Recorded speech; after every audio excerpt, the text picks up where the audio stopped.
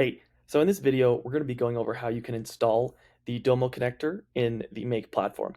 So the Make platform, I think I've talked a lot about it on my channel before, but it's this integration platform that lets you connect up lots of different apps and pull in your data and then use it to create workflows or automations to help automate your business. And I recently created an app that is free to install. And in this video, I will link the invitation, but basically you'll paste in an invite URL into your Chrome, and then you'll be able to install this Domo app. And so this Domo app here is pretty simple, but basically all it's going to let us do is create an action in our make instance to get a data set that retrieves an entire data set from Domo. So in this case, you'll click install, and then you'll select your organization and click install. And so in this case, I've already installed it, so that's why it won't let me do it. But then from there, if I come into make, let's go to scenarios and let's try creating a new scenario. So if I come in here and say create new scenario, now if I type in Domo, you should see an app pop up that says Domo, and it should say invited right here. But you'll click that, and we'll click an action, get the data set.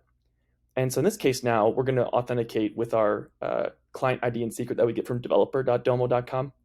And so if you haven't done that before, I think I have a video on that as well, but I'm just going to go get that and fill those in real quick. Once you've authenticated with your client ID and secret, it's going to come in here with data set names. And so it'll pull from the API all the data set names in your instance.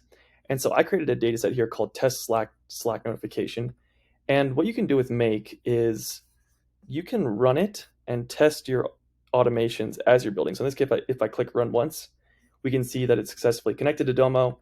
And if I come here, I can see the response as well as the rows in my data set, right? So in this case, I have 5 rows and it returns back an array of arrays. And then I also can see what the columns are, right? So message and ID. I also know what types they are, right? So in this case, we can see that they're both, one's a string and one's a long. From here, then you could create an automation, right? So I won't go over this too much because I've talked about this in a lot of different videos, but Make is great because you can basically go through. So in here, let's say real quick, I'm going to iterate through my array, and then I could type out, let's see, send off a Slack message, and I could authenticate with my Slack instance. And then after that, I can do a multi-step. So, after that, let's go over to our Salesforce instance and, update a record there. In this case, right, we can start with our data coming from Domo, and then we can have it update several different systems, which is really powerful. The last thing to note here is that you can schedule how you want to update. So in this case, we can say, the classic one, let's have this update every day, and then we can change the time, to be in our time zone at midnight. It'll update every day, so it'll pull from our Domo instance, go through this workflow. So in this case, we have a very quick workflow engine, right, where Domo is the transformation part. It gets all the data nice and ready, and then from there, we bring it over to Make.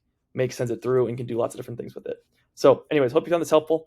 Let me know if you would like this link. I will link it in the video, but this will be how you can install the Domo app in your Make instance. Thanks.